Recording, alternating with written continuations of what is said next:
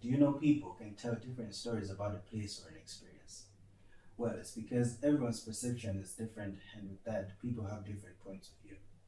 Any particular perception, advanced or precise, you may agree with me that that particular perception becomes the truth about that place. And everyone else outside, and even the ones within, receive it. And if there is any part of that story omitted, trust me, it becomes non-existent. Think about it. How many people knew that 6 candidates were contesting in the 2024 US presidential elections? Well, maybe I didn't follow, but I only found out about it when they were announcing the results. You see, my point is, the mainstream media focused more on Trump and Harris and didn't care about the rest of the candidates. Imagine. And for something more relatable, look at this map. It's a 1665 map of Cape Town focusing on the coastline. It's probably a planning map for the new Castle of Good Hope that was built in 1674. And mind you, this was the time that the area around the Castle of Good Hope was not yet reclaimed. So the map represents some acts of placemaking within an unknown wilderness beyond. I'm pretty sure that there were different elements in this black background which they tried to omit, and they only focused on the political features. You can see some emphasis on boundaries, monumental elements, which basically indicate a sense of dominance and control over the area. Right, and then there are these Google Maps, which represent the spaces we experience in area view. And basically, these two dimensions are where these stories come about according to our experiences and perceptions. Unfortunately, the stories we hear the most are from the dominant player's point of view, and we tend to listen more to their understanding than anybody else. Well, it's because they're the only voices we're hearing, and no one can actually blame us for that. Although I think it would be great to hear all the stories so that we can paint a good picture of these different places, contexts, and so on. Now, hear this. For someone with an objective approach, it's very difficult to understand everything in these dimensions until we isolate the different elements and understand each one on its own. And since the dominant realities easily get a platform for visibility, what platforms or what mediums do you think we could use in order to advance these unheard stories?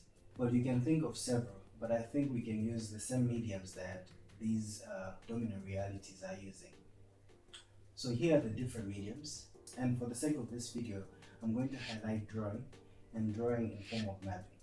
And since I'm making a video to sort of advance those kind of stories, then I'm also going to highlight videos. I'll show you how I use drawing and mapping to tell a story about street traders on Gem Street in Blantyre, Limbe, Malawi. You may ask, why? Why is this important? Well, I'm here to tell you that drawing and mapping can actually bring about change to a place and influence a different meaning to a point of view. Now, how can you tell a story through drawing and mapping? Let me show you. So stick around as I explain.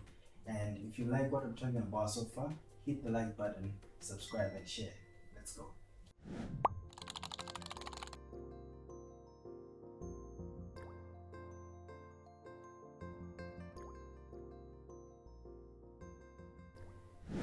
So here's how. I'm going to break down the process into 3 parts. First of all, think about what you want to show and how you want to show it. And then create a storyboard that's going to help you to visualize the story. Finally, you can just draw out the different scenes or vignettes that describe what you want to show in as much detail as possible. So this is a mapping drawing of Gem Street. I created this drawing using 2 softwares, Procreate and Photoshop.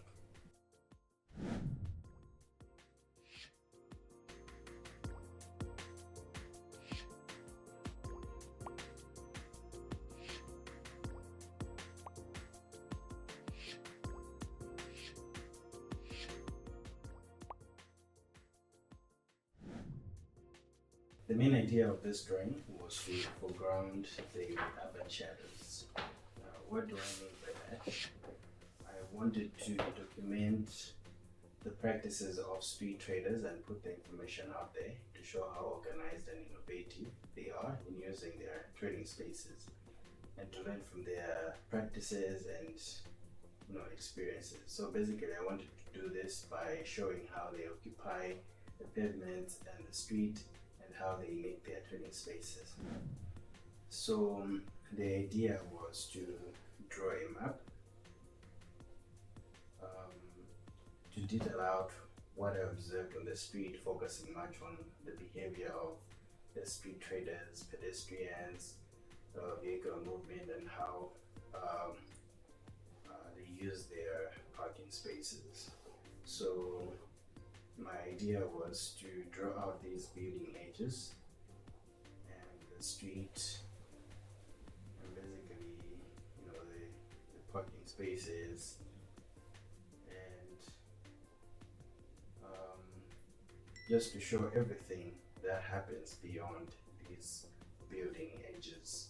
And then I thought of having a strip below this that would correspond to the one above, and on this strip I plan to have a breakdown of the different activities on the street.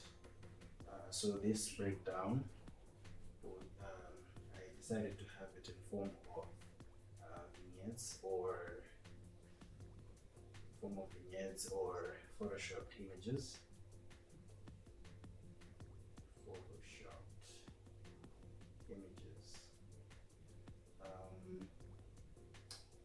So that this information could be digestible. So to further correspond these two parts, I created some dots, which of course the dots have different colors, which correspond to the different vignettes here or photoshopped images.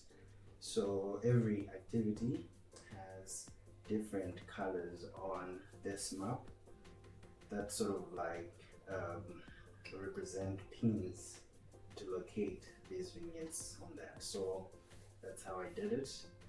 And then I also thought of bringing myself into this experience by drawing a line that represents the path I took while negotiating within the street.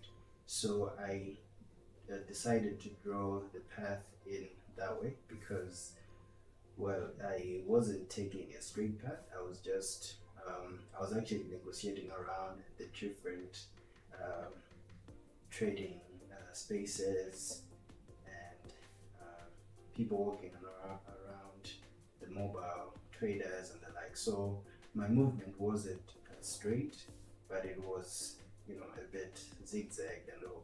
So this movement, I also decided to have a corresponding representation on this part as well. So that's how I created this sort of line as well, zigzag line that represents that. Yeah. Now these are the vignettes I drew in Procreate, showing how they make their trading spaces.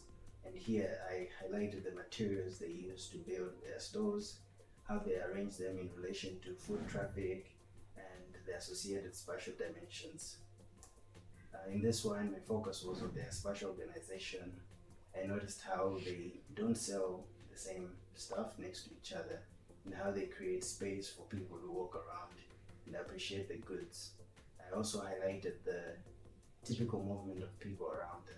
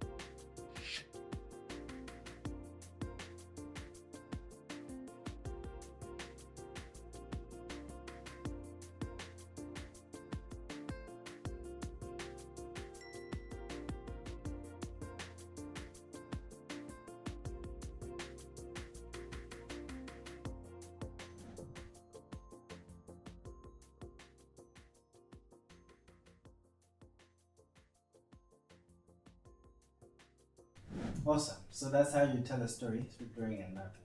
And I hope that this drawing brings about a new dimension to what you already know about street trade, and that there is a sense of new meaning to these activities. Thank you so much for watching this video and for being with me this far. And once again, please hit the like button, subscribe and share. I'll see you next time.